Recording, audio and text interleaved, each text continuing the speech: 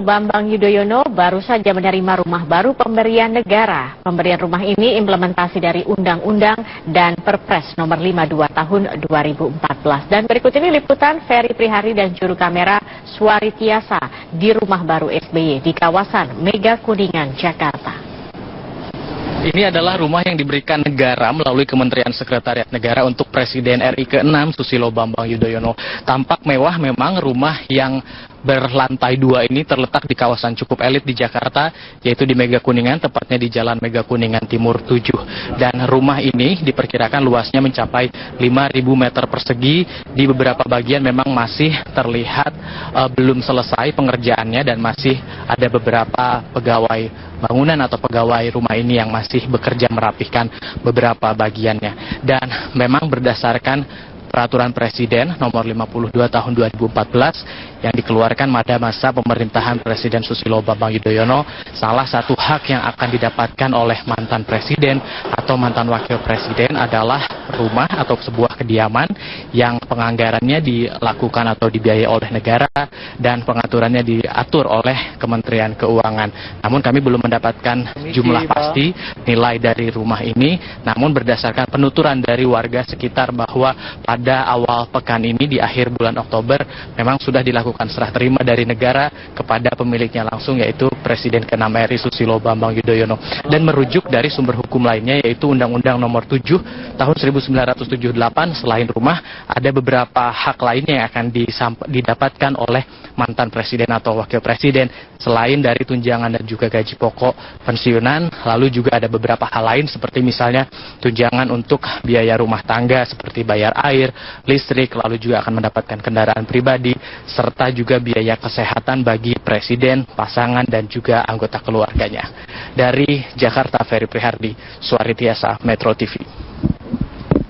Akan meresmikan peringatan Hari Pangan Sedunia di Boyolali, Jawa Tengah. Jokowi memastikan tidak akan ada impor hingga akhir tahun.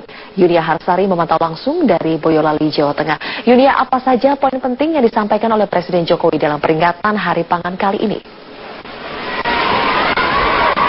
Zulfia dan Iqbal, Presiden Joko Widodo baru saja tiba di lokasi utama penyelenggaraan peringatan Hari Pangan Sedunia ke-36 di Kabupaten Boyolali, Jawa Tengah setelah sebelumnya melakukan tinjauan ke gelaran teknologi dan pameran didampingi Ibu Negara Iriana Joko Widodo, Menteri Pertanian Amran Sulaiman, dan Menteri Desa Pembangunan Daerah Tertinggal dan Transmigrasi Eko Putro Sanjoyo. Pidato resmi Presiden di lokasi utama ini memang belum disampaikan, namun tadi pada saat meninjau langsung lokasi panen padi bersama, Presiden Jokowi sempat menyampaikan beberapa statement yang pada intinya Jokowi mengapresiasi perkembangan proses pertanian yang diterapkan di Boyolali karena menggunakan teknik serta alat dan bahan yang baru, di mana Jokowi juga sempat memperkenalkan benih Inpari 33 yang mampu meningkatkan produksi gabah kering panen hingga 2 kali lipat. Jokowi pun menyatakan jika apa yang sudah diterapkan di Boyolali ini nantinya dapat terus berjalan, akan menjadi percontohan untuk kemudian diterapkan di seluruh wilayah Indonesia untuk menunjang ketahanan pangan nasional. Lebih jauh, Jokowi juga menegaskan bahwa tidak akan ada impor hingga akhir tahun ini. Ini pun sesuai dengan apa yang sebelumnya disampaikan oleh Menteri Pertanian Amran Sulaiman, di mana Amran menegaskan bahwa hingga saat ini kita masih memiliki stok beras nasional yang aman bahkan hingga pertengahan tahun depan. Dan berikut adalah pernyataan selengkapnya dari Presiden Joko Widodo. Jadi kalau kita lihat dari data yang ada sekarang ini, tahun yang lalu kira-kira pada bulan September Oktober stok kita ada 1.030.000 ribu ton pada saat itu. Sekarang stok kita ada 1.980.000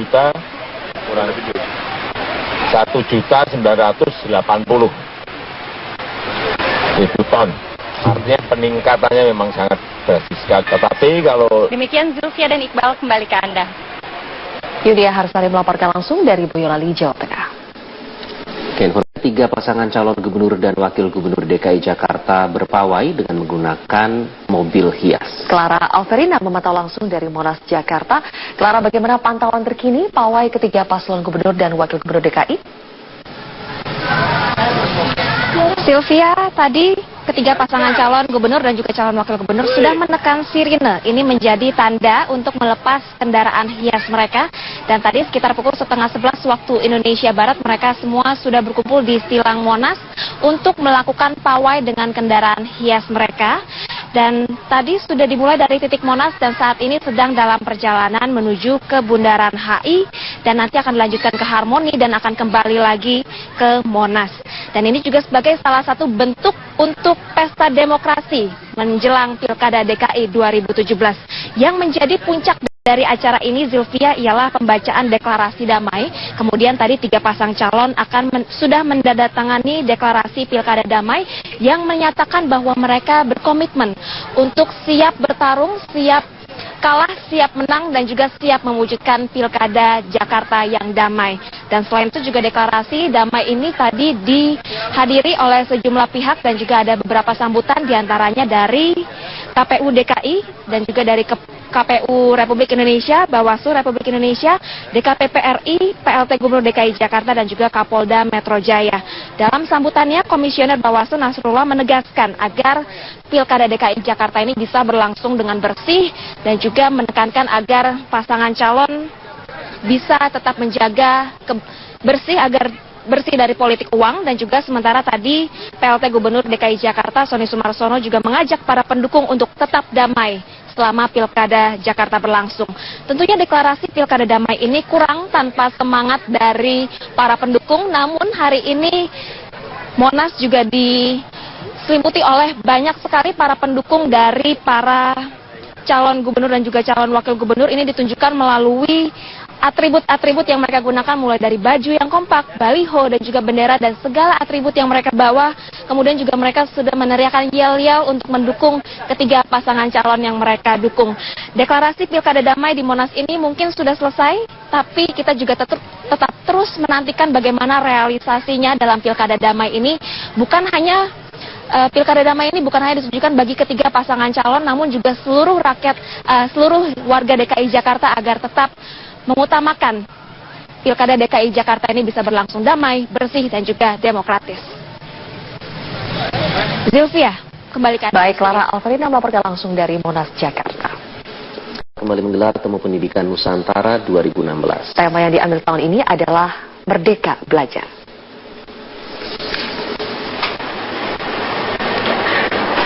Acara Temu Pendidikan Nusantara 2016 dari Kampus Guru Cikal tahun ini memasuki tahun ketiga. Temu Pendidikan Nusantara 2016 bertemakan Merdeka Belajar, merujuk kepada kebebasan belajar tidak hanya bagi murid, tapi juga bagi guru dan seluruh elemen pendidikan. Ketua Yayasan Guru Belajar Najila Shihab menyatakan kompetensi atau pencapaian siswa sampai kemerdekaan guru belum ada di level yang diinginkan. Pendidikan di Indonesia, kita selalu bilang sebetulnya lagi gawat darurat karena kalau kita bicara kompetensi siswa, pencapaian siswa, kemudian juga kemerdekaan guru, itu sebetulnya ada di level yang kita inginkan. Nah, karena itu tema Merdeka Belajar ini jadi sangat relevan karena menurut kami Merdeka Belajar adalah syarat utama dari proses perubahan pendidikan. Sementara itu, Bupati Bojonegoro Jawa Timur Suyoto mengapresiasi acara ini karena dapat mengembalikan hakiki kemerdekaan dalam sektor pendidikan. Ini acara yang bagus karena ini mengembalikan yang namanya hakiki daripada pendidikan. Sebenarnya kalimat pendidikan yang merdeka itu kan sebenarnya mengembalikan hakiki bahwa pendidikan itu esensinya untuk orang menemukan apa itu hidup, apa hidup, kemudian bagaimana lewat proses bersama antara guru, murid, dan lingkungan dia kemudian bisa menjawab persoalan hidup dan kemudian dia bisa survive hidup, berkontribusi menjadi lebih baik.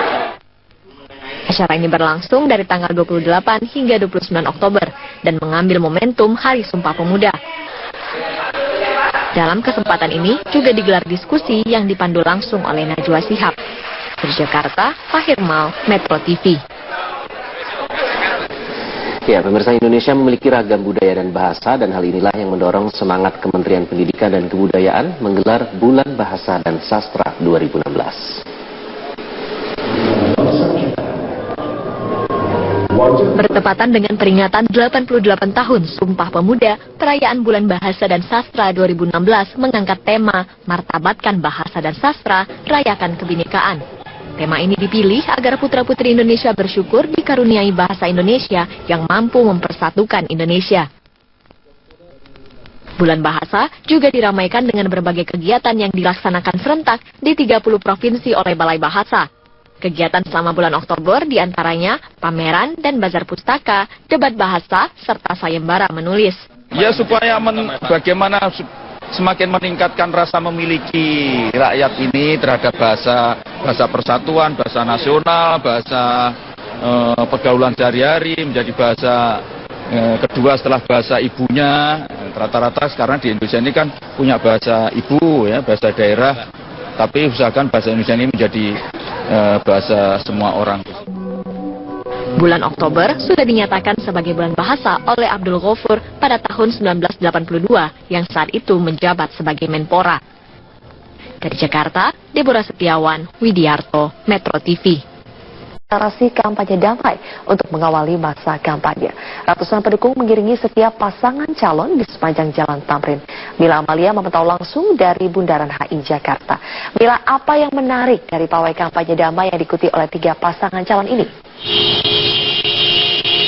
Ya, Jelvia, pawai kampanye damai tadi berlangsung di Silang Monas hingga menuju ke Bundaran HI, dan sekarang kondisinya lalu lintasnya sudah berjalan normal karena memang tadi terjadi kepadatan arus lalu lintas kendaraan di kawasan ini, mengingat pawai yang diikuti oleh 3 pasangan calon, yaitu nomor urut pertama Agus Harimurti Yudhoyono, Silviana Murni, dan nomor urut 2 ada Basuki Cahayapurnama atau Ahok dengan Jarod Saiful Hidayat, dan pasangan nomor urut 3 Anies Baswedan dan Sandiaga Uno mengikuti rangkaian proses pawai untuk menandakan bahwa ketiganya ini akan sepakat menjalani masa kampanye untuk berjalan secara damai dan memberikan pendidikan politik kepada masyarakat. Yang menarik dari proses berjalannya pawai tadi ini adalah setiap pasangan calon membawa serta relawan dan juga simpatisan mereka mulai dari Silang Monas hingga menuju ke kawasan Bundaran HI, dan di Bundaran HI sendiri tadi sekitar pukul 8 pagi waktu Indonesia Barat sudah diramaikan oleh para relawan dan juga simpatisan yang akan mengikuti rombongan pawai saat tiba di kawasan Bundaran HI. Selain itu juga tadi pasangan nomor urut 1 Agus Harimurti Yudhoyono dan Silviana Murni juga menyampaikan bahwa setiap masyarakat DKI Jakarta ini memiliki hak suara dan dimohon bisa digunakan di tanggal 15 Februari 2017 mendatang untuk bisa memilih langsung kepala daerah mereka atau gubernur dan wakil gubernur DKI Jakarta. Sedangkan setelah pawai yang diikuti atau dilalui oleh Agus Harimurti Yudhoyono dan Silviana Murni dilanjuti oleh pawai yang kendaraannya ditumpangi oleh pasangan calon gubernur wakil gubernur nomor urut 3 yaitu Anies Baswedan dan Sandiaga Uno yang juga diiringi oleh para simpatisan mereka sambil meneriakan yel-yel mereka. Dan yang terakhir yang paling meriah ialah pasangan calon nomor urut 2 yaitu Basuki Cahayapurnama dan Jarod Saiful Hidayat yang juga hadir melewati Silang Monas menuju ke Bundaran HI ini dengan dikawal oleh ratusan dari simpatisan dan juga pendukung mereka. Dan bahkan yang menarik ialah adanya politikus Partai Demokrat Ruhut Sitompul yang menjadi salah satu tim sukses pemenangan Ahok yang tadi langsung menyuarakan agar nantinya masyarakat bisa menggunakan hak suaranya pada pilkada serentak di bulan Februari 2017 mendatang. Untuk sementara demikian, Zilvia, kembali ke Anda.